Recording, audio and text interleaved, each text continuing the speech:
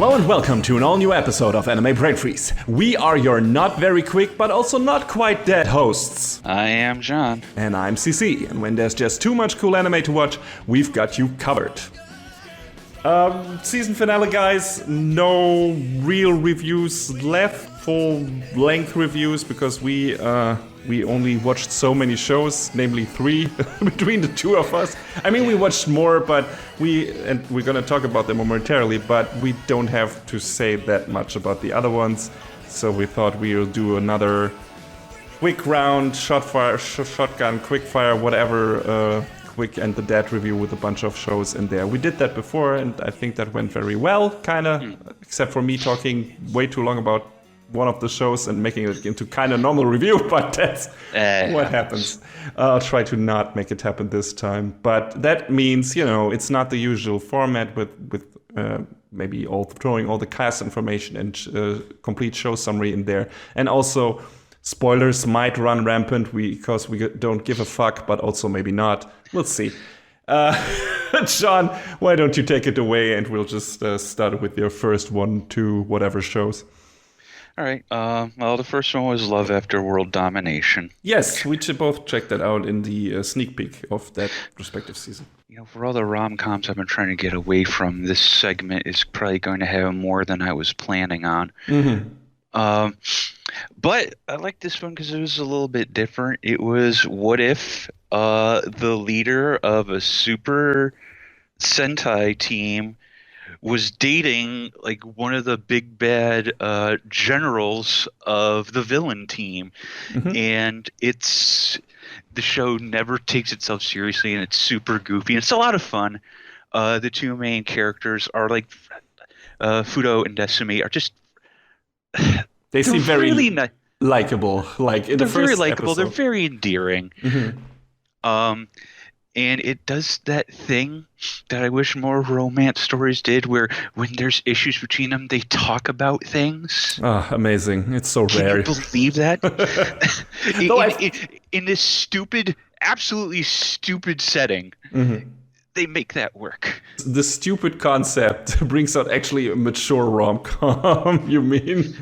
Yes. And there's some great comedy moments in there. There's one episode where a fight is starting to break out between them, and Fudo, all of a sudden, I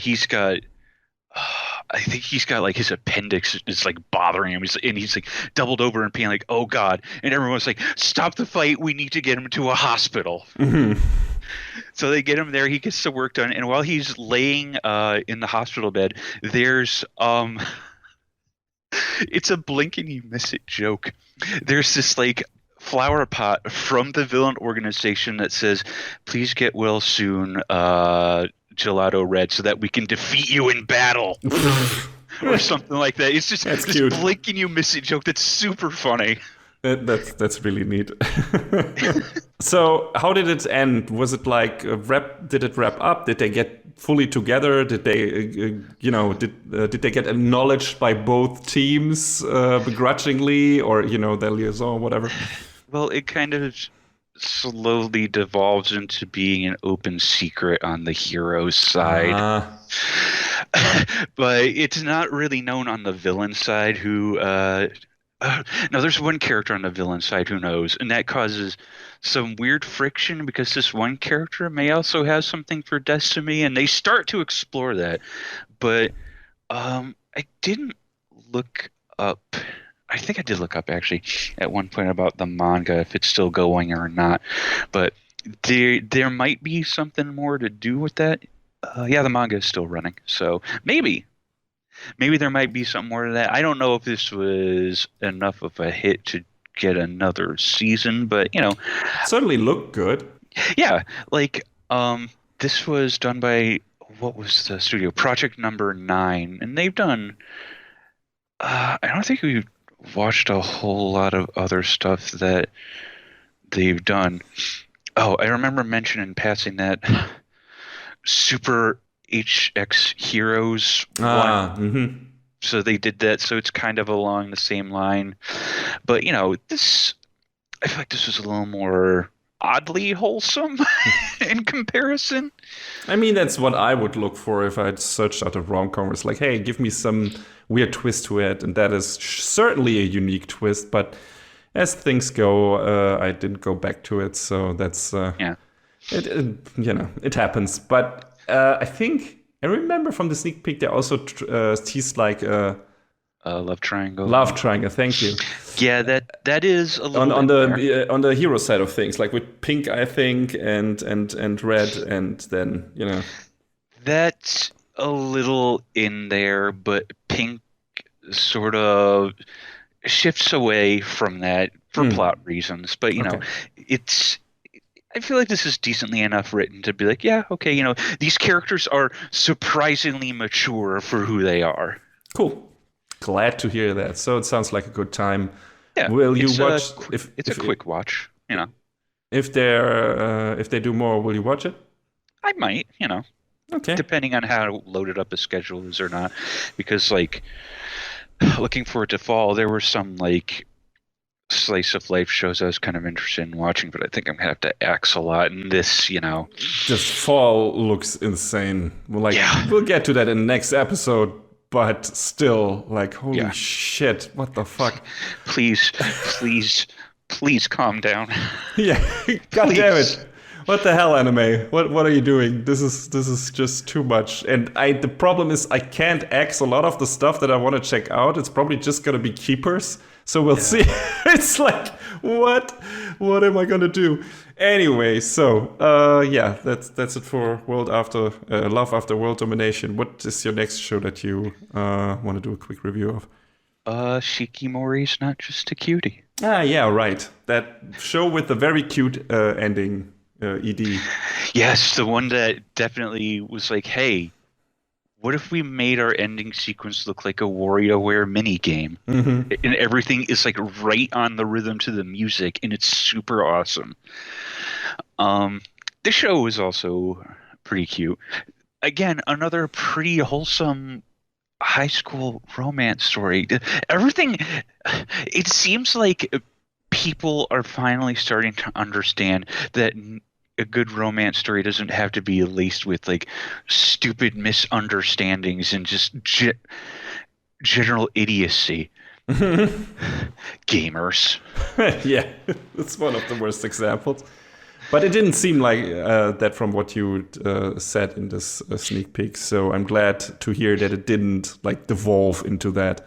Yeah, this was just generally pretty laid back, and there was some pretty good backstory for Izumi and Shikimori, which I wish they had done a little bit more of, because the opening sequence foreshadowed, or I guess not foreshadowed, it indicated there was some stuff in the past that they didn't really seem to go into, but the manga for this is also still running, so maybe shrug, I don't know. And like I said before, I really like Nobuhiko Okamoto not playing an angry, yelly teenager like he has in Index and Hero Aka. Ugh. So it's nice. It's kind of nice hearing voice actors that we know doing something a little bit different. I like that a lot. I like him as nice Bakugo, but but it's nice when you, this person that you've heard for a long time, is finally not typecast. Yes, if the guy has range, let him work with it. Like Rie Kugimiya for ages was the token tsundere in every show she was in. And it was all right. I mean, I guess I'm kind of tired of this though. Maybe I don't know if she is too, but yeah, this show was very pretty as well. So I've judging from the clips I've seen, yes, I would agree. Yeah, Doga Kobo went all in on making this show look very, very pretty. So and it didn't need to be. This is a slice of life show. I mean, why not, get some eye candy with your fluff? That's true. I mean, you don't have to I feel that's one of the things with all the American cartoons that we're getting. I'm being a generalizing bitch, but You know, it's like, hey, it's a comedy show. It doesn't matter if it looks like complete ass. Yeah. Like stuff like BoJack Horseman or stuff like that. It's not even only just a comedy, but it's like it's also drama and shit like that. But or Archer, it's like. Have you watched regular show? Yeah, or stuff like that. It's like, hey, it's fine. Like, it's okay, I guess, because it's comedy. That seems to be the sentiment. Like, the show doesn't have to look good. Only the jokes have to work, and the animation has to work in favor of the jokes. I get that. But sometimes I'm like, hey, maybe also make your shows look a bit better and not just like these weird freaks of nature. Yeah. It's like, so... that's too rare in my opinion, especially in comedy shows where it's like, hey, we don't have to put much effort into it, into the visuals because they don't matter. And like, they matter to me. So yeah, no, I get you. But yeah. This show again was really comfy and wholesome. And if there's another season, I would like to see what else they do with these characters. Seems like it made you happier than Rent a Girlfriend. Hey guys, did you know there's a third season? The old ball and chain. Kill me. I'm what? We don't have to worry about Rent a Girlfriend until it comes back. I don't have to worry about it until it comes back again. Mm-hmm. And then I will watch you squirm in your self-made prison. When we, at the end of the next season, when we do our wrap-up, I will have my things to say about it, which, to be fair, are not all bad, but... No, the all bad stuff already came from Mother's Basement, so you didn't rant on that show. Thank you, Jeff Thu. Mm-hmm. Yeah, doing the Lord's work. But yeah, I'm looking forward to your impressions regardless, even though, it's not my genre anyway, but also it's fun to hear you take jabs at this stuff as well, because you have the expertise. I mean, I like watching different things, but, now that I've changed jobs and I work full-time, I have less time, so I kind of have to pick and choose. Will Rent a Girlfriend Season 3 make it back on the docket? I'll probably make a way to make it work. Mm-hmm. We'll see. Yeah, a bunch of other shows that are coming, so... Yes. Yeah. All right. I think you have like 2 shows left and 1 surprise thing. Yes. So I'm just going to jump in here. Short disclaimer. I hope I'm not going to just keep on talking for 30 minutes again. But who knows? So one of the shows I watched from recent seasons, but I feel like doesn't merit a full review, is AMAIM, Warrior at the Borderline. That's one of the shows that I talked about in the sneak peek that piqued my interest because it has like this ridiculous premise where it's like a fear-mongering anchor baby show where it's like, hey, did you know that Japan's birth rates are really low? Kids who are watching this, you should maybe do something about that. It's like, this stuff. Hey, if you're of age, of course, although that's not always, a given with anime, you should start fucking, and you definitely should get children, because otherwise, which is the premise of the show, 4 different nations might just invade our country, like divide it up between them, and then we have a constant border war on our hand, and we as Japanese people will lose our identity and will suffer immensely, because that will happen. And these 4 nations are, of course, not China, but definitely China, not Australia for some reason, because it's close to Japan, I guess. Why? But definitely Australia. It's Oceania, whatever. But but why would Australia? Okay, all right.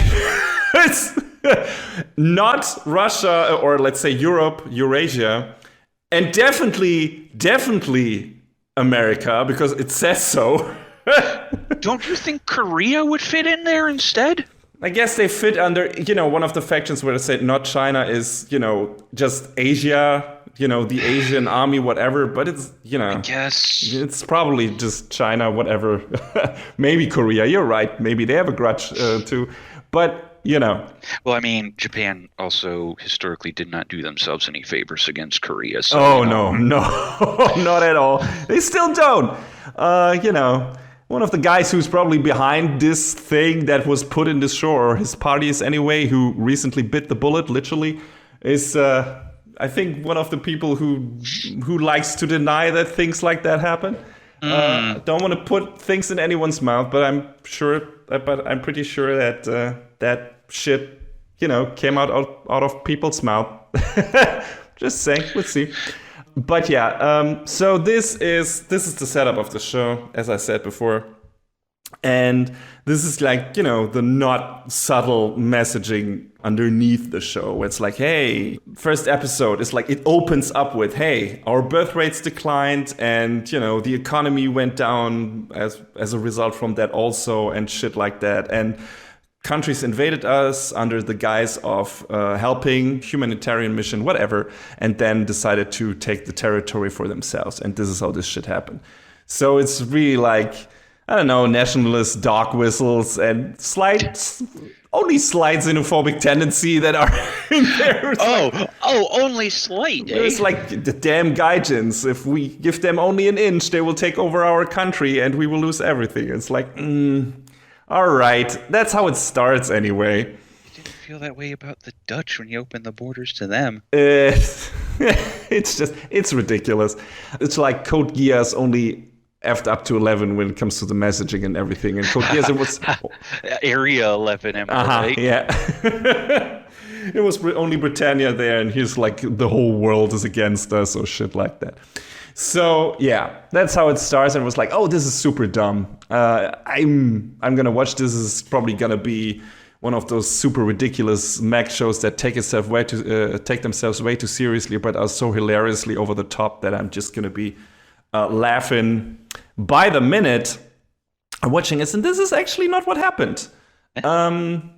I mean, there's stupid stuff in there, like the second episode. Like, we go from, all the other countries are just taking our territory and we should do something about that by, having babies or whatever. And that is also, splintered through the rest of the show. There's definitely a lot of baby and children promotion propaganda in the show, where it's like, aren't they the most adorable thing and not annoying at all? Why don't you fart some of those into the world yourself, you disgusting nerds?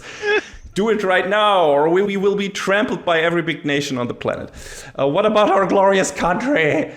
Stuff like that is definitely in there. And in the second episode, we go from that to also, hey, have you been to the Japanese countryside lately? You should maybe move there because it's great, because Japan famously also has a problem with everyone moving into the city and like the countryside kind of dying, and, the jobs that come with that, which are necessary jobs. And, basically all the old people left out there. And, that's also what they're addressing, because in the second episode, our main character, Amo, is just running into an old couple who shelter him because at this point he's already been declared a terrorist because he picked up a random mech and an AI in the forest and fought against some soldiers from the Oceanic Army. And now is branded a terrorist. But that old couple takes him in, and he knowingly what he did, because they had a son, yada yada yada, the old trope. And they give him like this home cooked meal, and he's like, "Oh my god, this tastes so much better than the convenience store stuff you get in the city." I'm like, all right, a little on the nose, just a little, John, just a little. It's all like, hey, we're working in the fields and this work is so rewarding and it feels so good instead of me gaming, all that stuff is in here. It's like everything you can imagine, that it's like, hey, you fucking nerds, do some real work and get some babies and stay in the countryside to keep our country afloat, whatever. It's all in here. But it's not as overbearing as I expected. Shocking. Yeah, that's really shocking, considering how it starts and just the general vibe I got from the beginning. But most of it is like, hey, we have our three main characters, Mo, Gashin, and Shion, two guys and a girl, standard setup basically, and everyone has a different flavored mech. Like Amo has like one that is more geared towards close quarter combat. Yashin has a sniper macro focused on guns mostly, and Shion's mech can fly and she can do air support and does a lot of shit with rockets. So, those are already interesting and different enough that the battles can be interesting, and the battles are actually interesting. They're probably the best thing. They're the best thing about this show, I would say. They're really good. This is a really good-looking show in general. It's done by Sunrise or Sunrise Beyond, which is a new sub-branch, I guess. But Sunrise, they usually do Gundam. And that means this show is not CG, John. It is traditionally animated all the way through. All the mechs are hand-drawn or, digitally hand-drawn. What? It looks really good. And it's like, why can't we have more like this?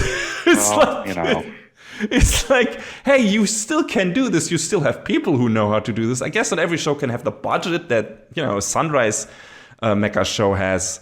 But still, it looks really good. And especially the battles in the first half, where it's more like one-on-one battles or three-on-one battles, look really good. We have like really cool battle choreographies. We have like very cool tactics with the the different aspects of the three mechs like working together to take a specific foe down, and that is really well done. It's really diverse battle. It's really interesting. It's strategic. You got some twists and turns and how the battle goes. So like the momentum shifts back and forth. And I really like that. I really liked looking at the battles. It was really impactful, good sound design, good visuals. Like I said, really cool stuff. I just liked looking at this show. Just from the visual standpoint alone, I didn't have anything to complain. I thought this was a really good looking show.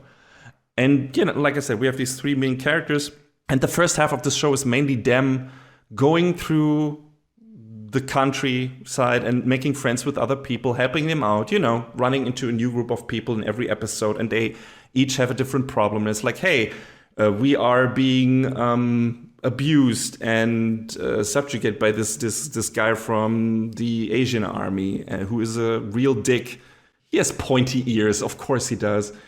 As the show is not only just like these buffoonish bullies, like over the top bullies, but there are some in there, especially in the first half. Later, it becomes more a gray area thing with all the different factions and stuff like that. In the first half, you have some outright cartoonish characters in there, and that's one of those. And they have to help, those people. And then there's some episodes where there's no action in there whatsoever. It's like one episode where like all the characters just fixing up like this broken down town. They're just fixing up a house, like getting electricity back into the village and stuff like that. And Shion creating a kiln because that's what her grandfather did, and she wants to revive their business and stuff like that. So she knows how to do that. And they just do some pottery to get dishes to the people because they don't have anything to eat their food off and stuff like that. So, this is some neat stuff where it's like very community focused, making friends, having a good time, helping people out, and being like, it felt much more like this kind of more personal, more emotional, close to the heart show than a lot of Gundam shows do, who are like about these big sweeping conflicts. And the background of this, the backdrop of this is a big sweeping conflict like that encompasses the entire nation of Japan. But, the story of our three main characters was kind of personal in the first half of this show. And I like that. And the other part of that is they have to fight this rogue AI that took over one of the AMAIMs, which are what the mechs are called in this universe. And that AI is called Ghost, and they fight it on several occasions. And these fights are, like I said, amazing. Like the fight against Ghost in the first half of the show are the best thing of this show. They just look great, and they're thrilling, and they're diverse, and it's not only them, but also another faction fighting against Ghost, and it's just really cool battles, like probably some of the best mech battles you will see in the TV format anyway. And yeah, that's mostly the first half of this. And I enjoyed that. I thought, this is cool. at that point, I was already wondering, okay, I wonder where our characters will go, because the show didn't seem to be really interested to do much with them, like in terms of character arcs. Like Amo has this thing where it's like he's suffering from, I guess, inertia in the beginning, because like, hey, I was robbed of my future. I don't know what to do, right? I'm like in a stall. I don't know what to do, because we as Japanese youth can't really do anything. We don't have an identity anymore. We can't. We are quickly branded as terrorists, if we don't adhere to the rules and stuff like that. So it doesn't really make much sense putting effort into anything, because there's not a bright future ahead of us. That's where he is at in the beginning. And then he comes into contact with two characters who have decided to take their destiny into their own hands, join the resistance or terrorist group, depending on how you look at it, Yatagarasu, who try to gain the freedom of Japan from the other nations. And that's how he comes into it. And he's like, I don't want to really fight. I don't want to hurt people. So he's battling with that. And that's a bit of his arc. But that's all that's kind of to him. And sadly, that stays until the end of the show. And the other two characters have even less in terms of character arcs going for them. Like Gashin has like this, his father was killed by Ghost, and that's it. And once, they beat Ghost for the first time fully, it's like, okay, how does that change his character? He kind of fulfilled his mission. Well, Ghost comes back, so he didn't really, but still, it's like you would expect, okay, what is his new thing? What is he doing now? And nothing is really happening. And even when we learned that one of the characters that was close to our core group actually is responsible for creating Ghost, there's not any friction between those two. It's like, what? Huh? Like, that person is responsible for creating the AI that killed your father. Don't you have something to say about that? And it's like, nope. It's fine. Don't worry about it. Yeah, pretty much. It's weird. And Shion, the girl, sadly, is the worst. Has it the worst when it comes to character development. Is because she's just there.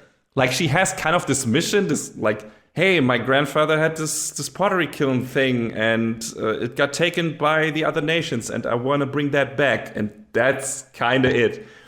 That's why she's in that fight, which is fine. Like, that's solid. It's okay. Take back your country. Take back your land from the nations who took it without, having a right to it. But like, I expect her to have like an emotional journey of some kind, like a personal story arc. She doesn't. She's like commenting on stuff that the other characters maybe go through, and she's taking part in the fight. She's not. That's one of the good things. She's not becoming like this damsel in distress thing or anything. Like, she's really doing a good work in the fights and everything. She's an important part of the team when it comes to that. But outside of the fight, it's like her character is kind of non-existent. she's there. She talks to the other characters, and occasionally she's like, this is how I think about this and that. But it's not like she's going on a journey. No one in this show really is. Like, Amo the most, maybe. Like, he has the most thing that is the closest to a character arc in this, because like I said, he's struggling in the beginning with hurting people and everything, and then later he's like, okay, I'll do this to protect the people I love, whatever. But that's kind of it. And it's also not super deep. Like, they don't really focus on that.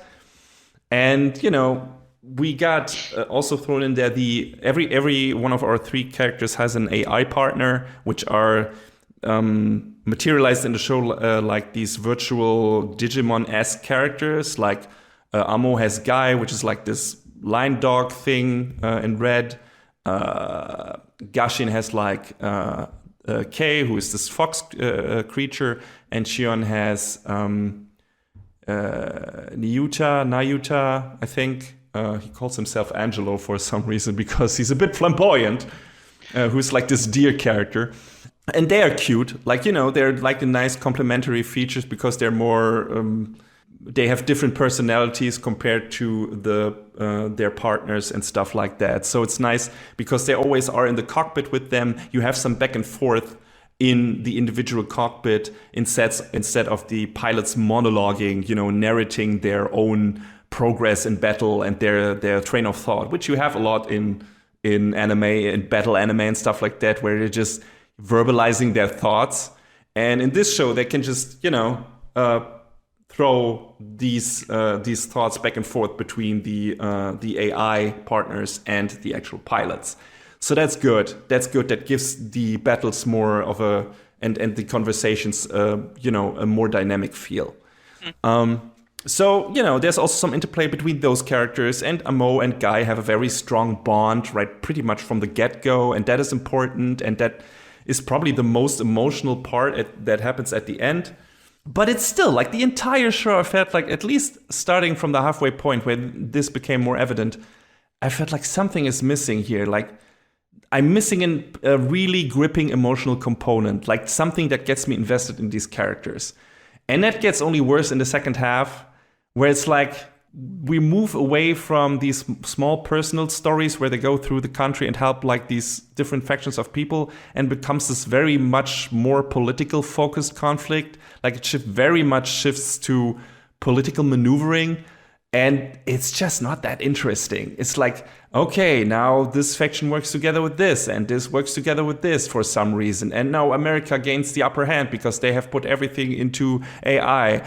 And we have like this one very important character on the American side of things called Brad Watt, who gets his hands on Ghosts and equips all the American mechs with advanced AI. So, the political landscape shifts and the power dynamic changes and everything, and the other nations have to react to it.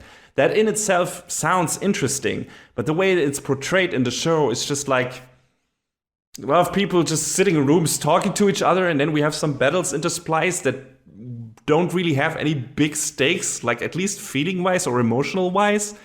And you're like, something is missing here. I just don't... I'm not that invested in this. And that stays until the end, sadly. Where it's like, okay, I guess we went on a journey here, but it didn't have anything meaningful to say. And there was no real super high stakes, and there were no emotional low or high points. There were some where they were trying to do a thing. And it's like, okay, I think I'm feeling something here, and I think I'm a bit invested here. But then that like kind of evaporates in the next episode where they don't do anything with that. And, it's a bit sad. I feel like the show had more potential than I expected it to have. I expected it to be like this ridiculous thing in the vein of, I don't know, Valvrave or Cross Ange or stuff like that, right? That's what I expected it to be, just from the setup alone. And that's not what it was at all. It felt very grounded for most of the time. It felt like political war story or a political thriller or something like that at some point. Where it's just like, hey, here's this conflict, and we have these different parties, and they do what they do for several reasons. Some of those we only learned in the last episode, which was also a bit of okay, it's nice that it's in here, that you filled us in on why these two characters actually did what they did. But, one of them is like, doesn't really make them more likable now or justifies what they did, because from what they did, a lot of people died. So I don't know if that is okay. And the other one is just mentioned offhand by a different character. Oh yeah, he did that because of this and that. It's like, okay, all right, maybe put that in here in a different way. Like, Nah. Show instead of tell. And that's like, there are better ways to do this, to make this more of a theatrical experience or whatever, and make have big emotional moments connected to these reveals, and they didn't do that. And that's how this whole show felt, especially in the second half. Very dry. It was a very dry show. First half, more personal, felt better just in terms of, what the story was trying to do, and more personal character-focused stories. And then the second half, which is politics, very dry politics, and not that much happening in these last 12 episodes. And I'm like, yeah, okay, all right. It's like one of those 6 out of 10 shows, I guess. There's nothing, considering the setup, too offensive in it, which is surprising. There's some dumb stuff in there, but it's not screaming you in the face the entire time. It's just, if you look at it, you like immediately recognize it. But aside from that, it's not crazy, and it's not off-putting or anything. It's just like, hey, here, this is a war, and these are the different factions and mercenaries, and also mechs, and here are some fights, and yeah, that's it. And the battles in the second half are also not as interesting because they're shifting from like these interesting 1-on-1 or 3-on-1 battles to more of like a grand scale thing where it becomes more about the tactical placement of units, on a grand scale, instead of, having like these intimate battle strategies, like 1-on-1 battle strategies. So, yeah, I don't know. It was kind of a shame. It's like, okay, this was better than I expected, but it also could have been even much more better if we had some cool character arcs in there, if we had some actual emotional character journeys in here. And yeah, so I was attaching myself to the battles. I was attaching myself to this dumb stuff. Like the biggest bad guy in this is called German. Like just German. His first name is German. It's German Gobert for some reason. German Gobert. And I was like, of course, don't trust the Germans. I say they're suspicious folks. They're always up to some shit. But yeah, that's funny. And of course, the show literally ends with Amo taking care of an AI baby, which is so very appropriate and not subtle. It's fucking hilarious. Like, well done, Shinzo Abe. Your legacy of forcing your party's super subtle subliminal messaging into, at best, alright but forgettable anime stands proud for now. Jesus Christ. But, yeah. That's kind of what the show is. It's kind of forgettable. It's like, if there was more in the second half than like there was in the first half, and the show was building up to some actual interesting catharsis or a character journey, it could have been something. But like that, it was just like not very gripping at some point. It was just like, okay, it's here, and some of the battles some of the action is enjoyable, and I like the cast. Like the cast is cool. Like none of the characters like annoyed me. It's like, oh, this is Amo is a cool character. Even when he goes into an emo phase in a short while, it's understandable and it doesn't take too long. So this is refreshing. This is a not annoying character in a mech show. Hooray. And same for Gashin, who's like this very grim, like, I must revenge my father in the beginning. He also has his warm sides, and he's like, of course, he's good with children. And he's like just like a cool character with a good moral compass and stuff like this. Okay, and Shion is super sympathetic and stuff like that, and does everything for her team. And this is a cool cast, and all the side characters around that are also neat. Like, they're cool, but it's not. None of them are doing anything that makes you root for them super heavy or feel for them or get super invested in their character journey, because most of the time there just is no character journey, and that's kind of lame. It's just like almost like a diary entry, or each episode is a diary entry of a conflict, and it's like, okay, all right. But yeah, it was too dry for me. I think I need more heightened emotions in my anime, at least when it comes to this kind of stuff. But yeah, I didn't hate it.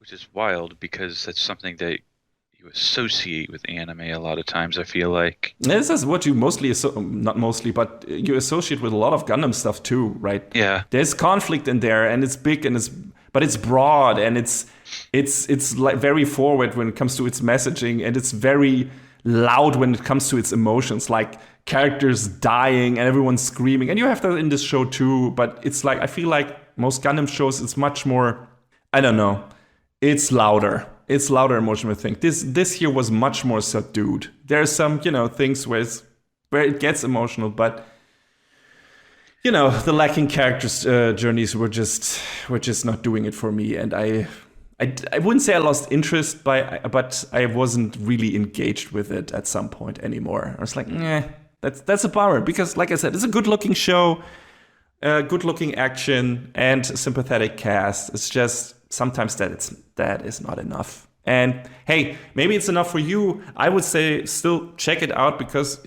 like I said, it's a really good-looking show. If you need some good-looking mech action in your life, do much worse than AMAIM. And it's, like I said, it's on 2D. If you have such a hate boner for a CG as I have, then you might like this show just because of that, because it is not that. And yeah, I just check it out. It's, despite its ridiculous premise and some of its messaging, it has a lot of good aspects to it, but ultimately it's just somewhat forgettable, a bit mediocre, but also not offensively bad or anything. It's not boring necessarily. It's just like at every other moment, you're like, this could have been done better, and you could have done something interesting with that, and you decided not to for some reason, and that's it. So yeah, this again, way too long for a quick review, but these are my thoughts on this show. So AMAIM Warrior at the borderline. I don't even know where it's streamed at, probably Crunchyroll or stuff like that. But if you want to check it out, just go for it. Sunrise has done worse stuff. Oh yeah, they have. And yes, but they've also done better stuff too. Of them. Yeah, but they've also done better stuff too. So I don't know. Maybe if you have a choice, pick something else. But also, yeah, it's an okay show. But that's all it is. John, you have a bit more on your docket as well, I think. Love Live. Ah, what a surprise. At this point, I feel like every time I talk about Love Live, it's just going to get thrown into a discussion like this, because it's like comfort food anime, because it's always, just, it's not always laid back, but it's always just, a breezy watch about girls being uplifting for other girls and that sort of thing. Mostly in particular because this one, this was the second season of the Nijigasaki High School Idol Club. Still too long of a name.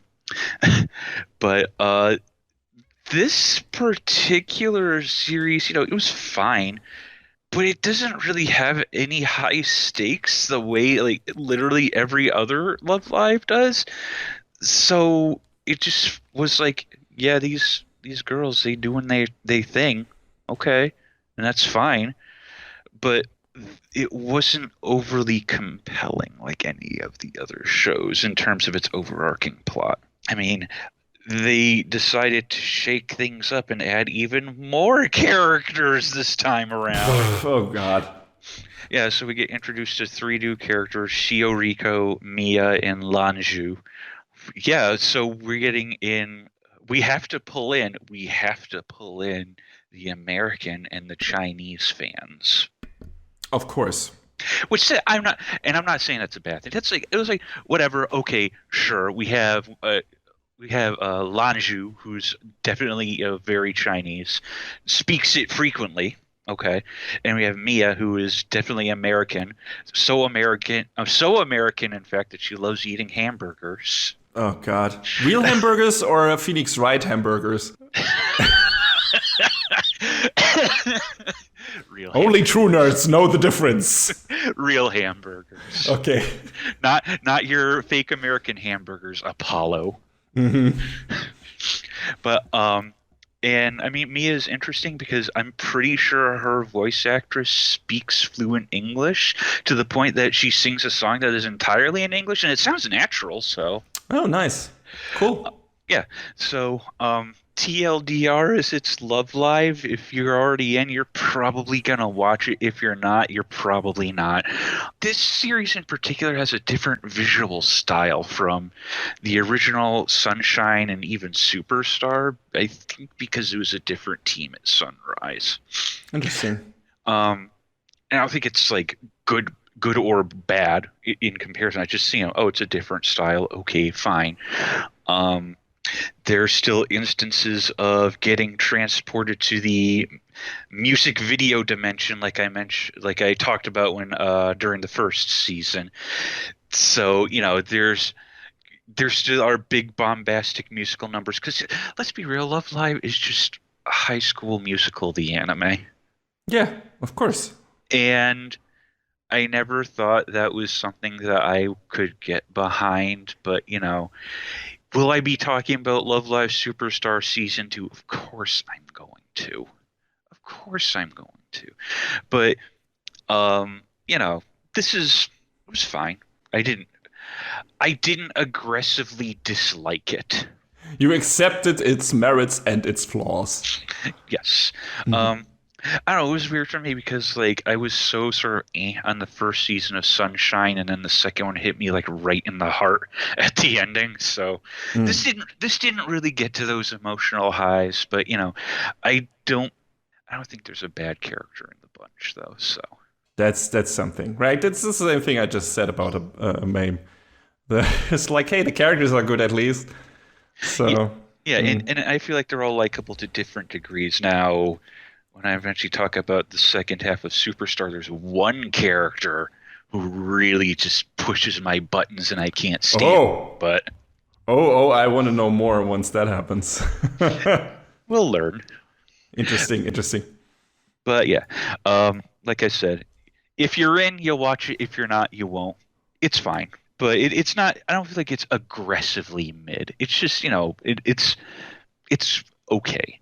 And then my last quick review is Data Live 4. Hey, they brought it back. Yes. After how disappointed I was with the execution of 3, because God, they moved that plot at a mile a second, and JC staff did not do any favors with the show's production. Oh, well, that's a shame. Yeah. Another studio that I believe they also did the Data Bullet movie, which I still have not watched. A studio called Geek Toys came in, and I don't know if I would say they were firing on all cylinders, but this is the best the show has looked since the first season. I'm glad to hear that. Yeah, me too. And the pace of the plot was a lot more bearable this time around. We got to know a couple new characters, Nia and Mukuro, and then we got to delve into the past of the best girl. So we got to know a bit more about Kurumi, she has been very antagonistic up to this point in the story. But we find out that she has been secretly like traveling through time on this endless crusade to find a timeline where the main character, Shido, doesn't get killed. Oh, that sounds Madoka-ish. A little bit. But it's just this, it really repaints the image of this character. And I like that. I like that a lot. Yeah. It's always nice if there's some twist to a character you pecked as the one thing, and then it's something completely different. Yeah, and we find out that her past is like really, oh boy, she had a real troubled past. There's this big plot revelation that the spirits they've been working to free, maybe, spirits started off as human, and they sort of touch on that a little bit, and also we get a taste of who the big bad of the current arc might be, which I sort of had an inkling about, but now that they haven't fully shown themselves to the main characters, it's it's known to us, the audience. Mm-hmm. So I'm curious as how that will create friction later on, because the way they ran this show was, obviously at the end of every episode, you'd have your preview, right, for the next episode. On the final episode, instead of having an episode preview after the credit roll, they just put up a big splash screen that says Data Live 5.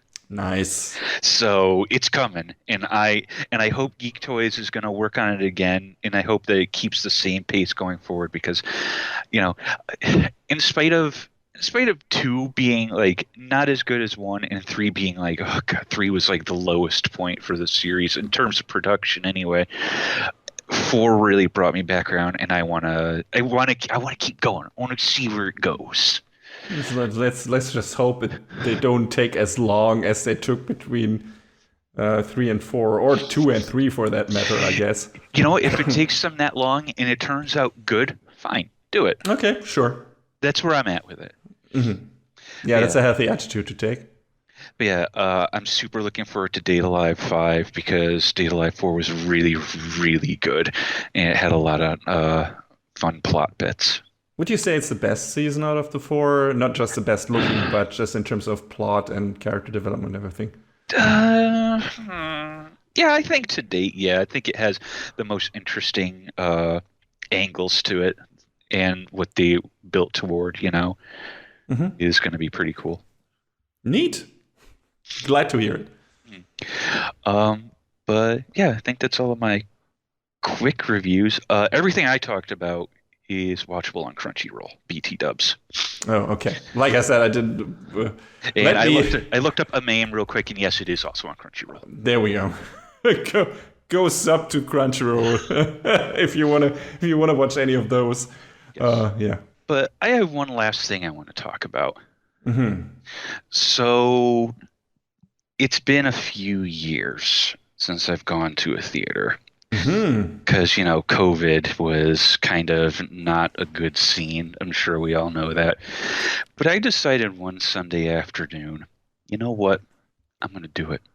I went to I bought myself a ticket, went to a theater. I had the theater to myself, which was dope. And I watched Dragon Ball Superhero. Amazing. I wanted to do that too, but I couldn't work it out because I was post-surgery and my fucking legs hurt. So it's like, I'm not gonna putting myself into a theater seat. And it was only running for a week, the movie, so I couldn't make it work. But I'm glad to hear that you managed to make it work. How was it, John? How was the theater experience and the movie, of course? The movie centers around, hey, you remember the Red Ribbon Army, right? Yeah. So the Red Ribbon Army has kind of faded away, and they've rebranded themselves as Red Pharmaceuticals, and their leader is CEO Magenta, who he was, I believe, I think he's like the son or the grandson of Commander. Yeah, no, he was the son of Commander Red. Oh, interesting. Yeah, that makes sense. Magenta Red, I guess. Is he the one voiced by Mamoru Miyano in this? No. You are thinking of... Okay, there's a couple of characters in there, Gamma 1 and Gamma 2. Gamma 1 is voiced by Hiroshi Kamiya, and Gamma 2 is voiced by Mamoru Miyano. Okay. So they're like the goons? Yes. Okay. So Magenta and his assistant Carmine, they decide, hey, the Z Warriors, they're a big scourge on the planet. They're so evil. We need to resurrect the Red Ribbon Army. So they find out that Dr. Gero's grandson, Dr. Hedo, is alive, is around and kicking, but he's been in jail for a minute. Dr. Hedo is obsessed with the idea of like superheroes and whatnot, but he's a little weird. He still has a little bit of that mad scientist energy that his grandfather had. So Magenta commissions Hedo to create a pair of battle androids to fight the Z fighters, and that's Gamma 1 and Gamma 2. That worked out so well the last time they did that. Yeah, hey, so if a lot of this is starting to sound familiar, yeah, it's a little bit of a rehash of the Android saga from Z, but it's got enough different to it that I feel like it's worth watching. I heard one of the most positive things is that it actually focuses the most on Piccolo and Gohan instead of Goku again. Piccolo and Gohan are ostensibly the main characters of this movie. Glad to hear that. We get to see one of my favorite things so far in Dragon Ball. Piccolo is off living on his own, doing his thing, whatever. There's a scene where he's meditating, and you hear this like beeping noise coming from like this house that he lives in, and he flies down to his house, and he has a cell phone, so that the others can get in touch with him. I want you to imagine Piccolo holding a cell phone, not holding it up to his ear, like he's holding it between his like index finger and his thumb in front of his face. Yes. While he's on video calls with like Videl and Gohan. Yes, probably saying hi to Pan as well. Well, Gohan is knee deep in his research, and Videl's like, "Hey, Piccolo, can you go pick up Pan for us?" And it's like, Jesus Christ! Oh no, Gohan's turning into his father. Oh no! I mean, that's true. A little But bit. also, but yeah, he also has an uncle that I guess. I mean, Piccolo is the uncle now, and he seems to be more mellow than he was when he took care of Gohan. Oh, without a So, doubt. There's actually these scenes where he's helping train Pan, and Pan like wants to learn how to fly, and Piccolo's like, "Listen, kid, you got to walk before you can run." So there's a bit with that too. Videl will say, "Hey, you pick up Pan for us, we'll get you a nice dinner." Piccolo's like, I don't eat. Namekians don't eat. They just drink water. Oh, well, then we'll just send you what a sad another. life. We'll just send you another a big plush toy. And the camera pans to this corner of his house with like this pile of plush toys. And he's like, no, stop, please stop. But yeah, Piccolo fights Gamma 2 at one point, and he actually goes in and infiltrates the Red Ribbon base, knocks out one of the soldiers, steals his uniform, Yay! and listens in on an army between Magenta, Carmine, Hedo, and Gamma 1 and 2. And he's doing intel. He's doing the work, and he calls up Bulma to let her know, like, yeah, there's some stuff going down here. You're seeing sides of Piccolo you've never seen before, or any really of the other characters, like doing intelligent stuff. It's like, what? It's really good. It's so good. And I feel like to say anything more than that starts to dive into spoilers. Okay. So, but I said we don't care about spoilers, but this is a very fresh movie, and it's not available on home release yet, I think. So yeah, we should refrain from at least spoiling that. But yes, the movie's great. Like I said, it's kind of a rehash of the Android saga, but I remember all of us were very hesitant. Yeah, because of the big CG.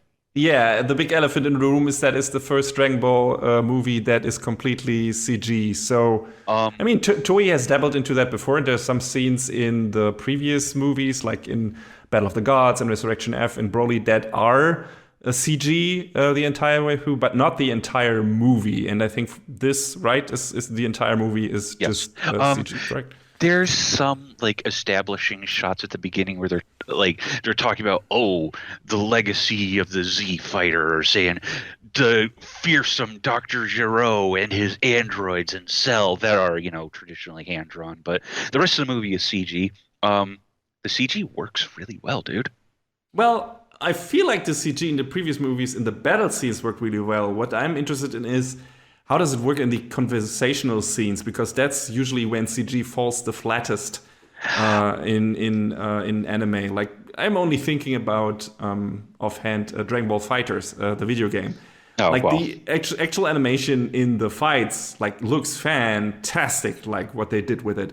And when you go into the story mode and you have the characters actually talking to each other, they look like fucking stiff sock puppets. It's horrible.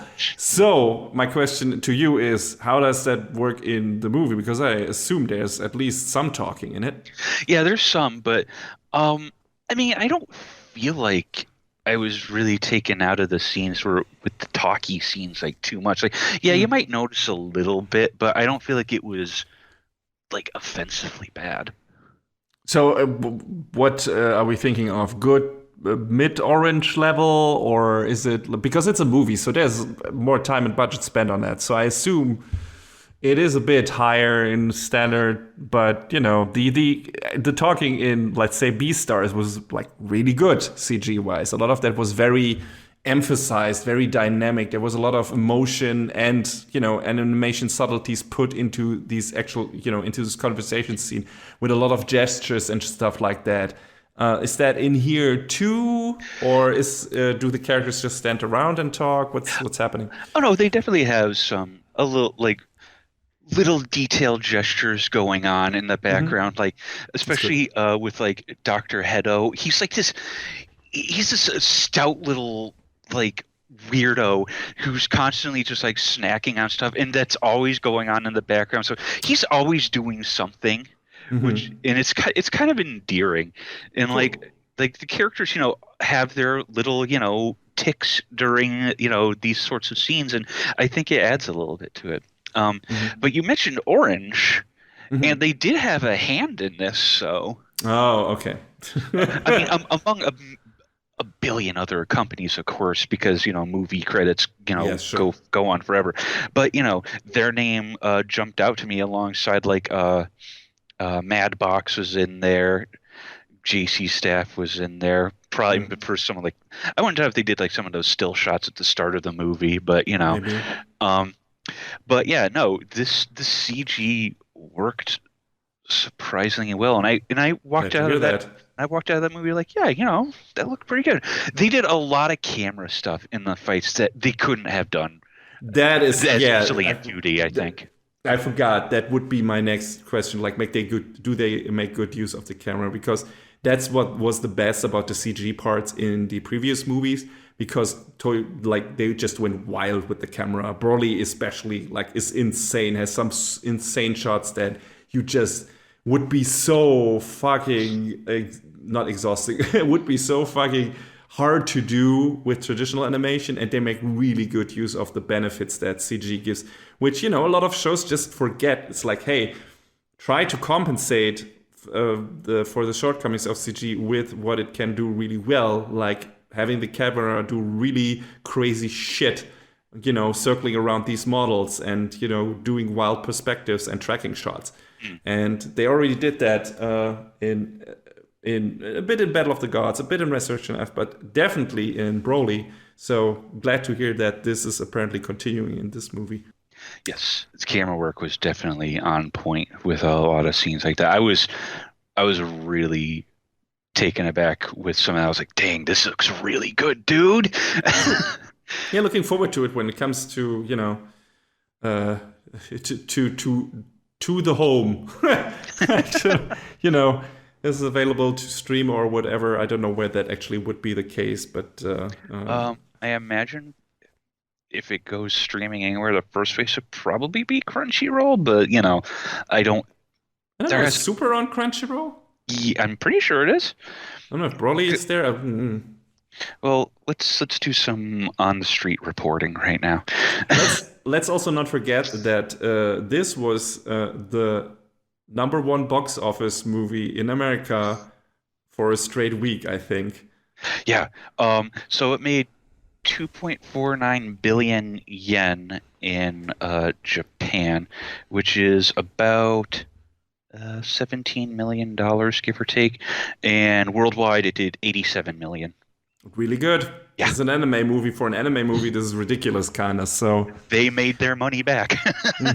I feel like in the past, like couple of years, COVID notwithstanding, but I feel like the whoever is responsible for bringing these movies into the theater picks good ones to put in there, and those get a big resonance. I mean, we had Demon Slayer that was also very big outside of Japan. Both Broly and now this are very. I mean, Dragon Ball is a very well-known franchise, but even those that are not well-known, I feel like you're seeing more, anime night stuff over here as well. Like Jujutsu Kaisen Zero was the movie was theater was packed, and it was like only shortly after everyone got vaccinated and everything. So I wouldn't have expected the movie theater to be completely filled up again, but here we are. It was crazy, and that was not necessarily a super well-known series yet, and yet like people swarmed to see it. So I feel like anime in the movie theater has a future apparently, which is good. I like that a lot. I hope so. That'd be cool. So what did you find out? Oh, yes, Dragon Ball Super is indeed on Crunchyroll. I don't think any of the movies are though. Let me try searching something else. Let's see. The movies might be under Dragon Ball Z. No, they're not on Crunchyroll. You might still have to go to Funimation for that. Funimation, or they're maybe on some of the direct, maybe on something like Netflix or on Amazon or whatever, depending on what publishing companies behind it. I mean, for movie theater movies, it might be different than for streaming movies. So, yes, but you will find out, and that movies should also be available on physical media and whatever. But I'm looking forward to seeing Superhero a lot. I was really looking forward to watching it in the movie theater myself, but then sadly it didn't work out. But that happens. I'm really glad I went to see it, and I'll probably buy it when it comes out on home video too. I still need to buy a Broly, but that was a good time in the movie theater. So I'm glad to hear that that trend continues with Superhero, even though the CG did put a big question mark on it for a while there. So, cool. Well, I mean, I feel like it's fair to be wary with CG because it's such a mixed bag. Like, we know one studio that does it consistently great. Yeah, sure. But there's not many others. Yeah, that's true. So I'm glad to see that at least when it comes to movies, another studio has it figured out now. So looking forward. Can't believe I say that, but looking forward to the next CG Dragon Ball movie. But again, might also not be happening. The next one might again be, a mix. Might be again, partially traditionally animated, partially CG, like they did Broly. Who knows? Yeah, there's no telling right now. So yeah, the past 4 Dragon Ball movies all looked slightly different from each other. I think Battle of the Gods and Resurrection F looked still the closest, but Broly had a very different 2D art style as well. I still need to watch the original Battle of Gods or Resurrection F. You should. Better than the TV series versions for sure. Oh no, I believe that. I just haven't made the time to watch the movies, and I own them. They're right there. I'm pointing at them. Watch some movies, John. Jujutsu Kaisen 0 is on Crunchyroll, just like I told you the other day. Shut up, I know. Anyway, that's it for reviews with a nice surprise review by John of Dragon Ball Superhero.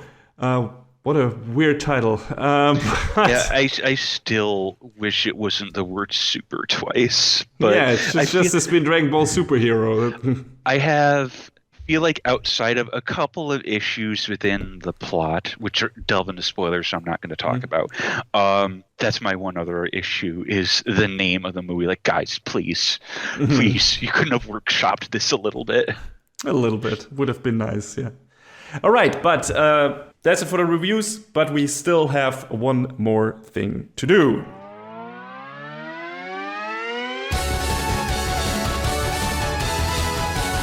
Best of the season.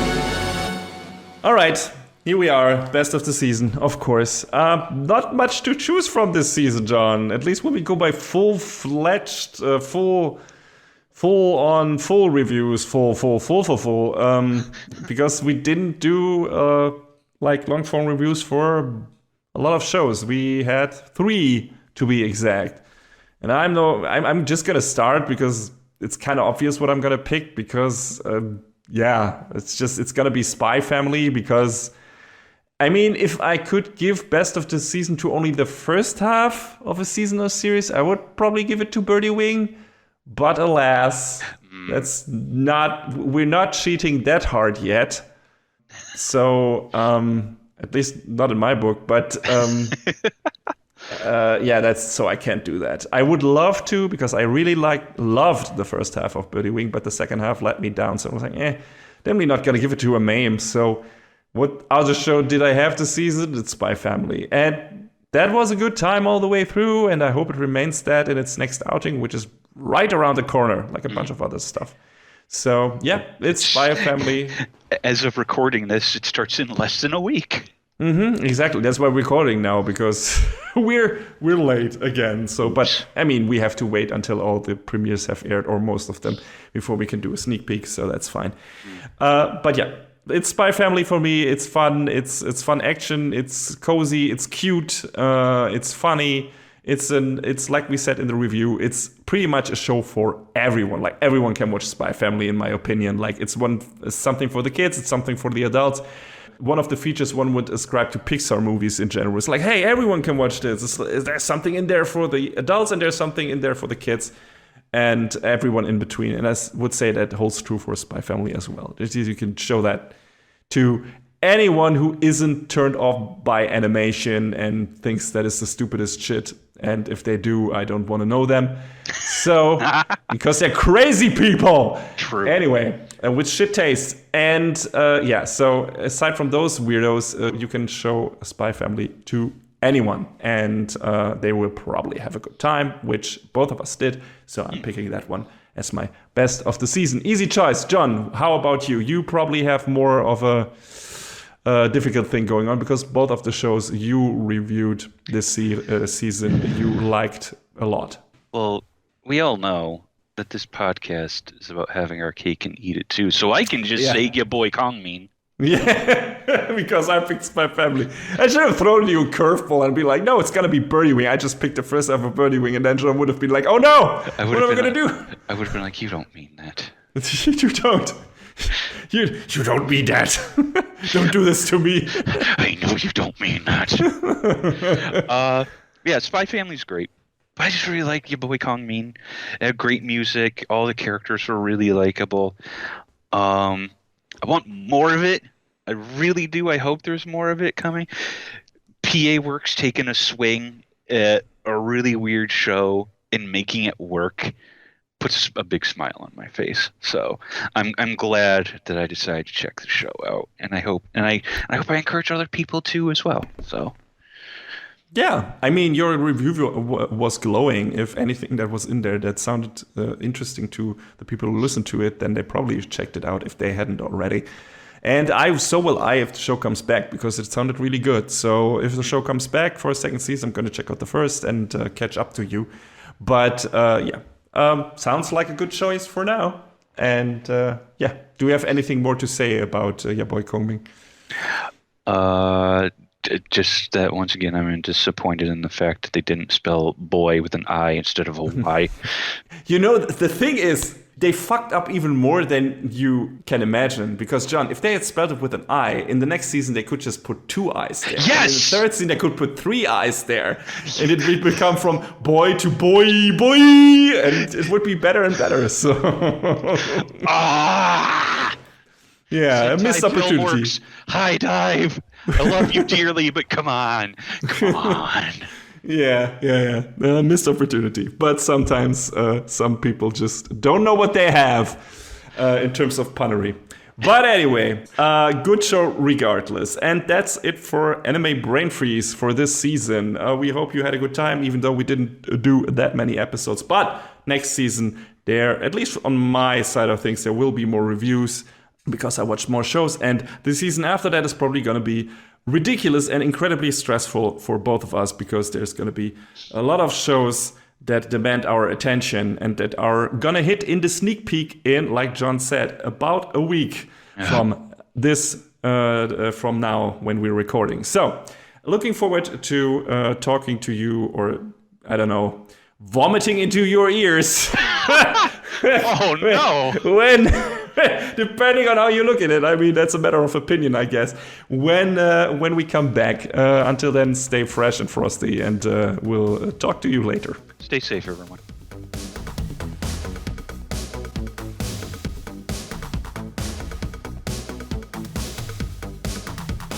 And that is a wrap on the 133rd episode of Anime Brain Freeze. All the music in our show is from the Double Dragon Neon soundtrack by the amazing Jake Kaufman.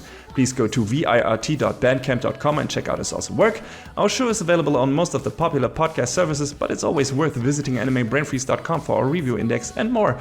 Leave us comments and questions on YouTube, follow us on Twitter at AnyBrainFreeze, or send an email to animebrainfreeze@gmail.com. We would love to read your feedback. Thanks for tuning in. We hope you had a good time, and please join us again on our next episode. Macht's gut. Take care, everybody. Next time on Anime Brain Freeze. Beautiful flowers that retain Japan's peace. And a broken system that covers the truth.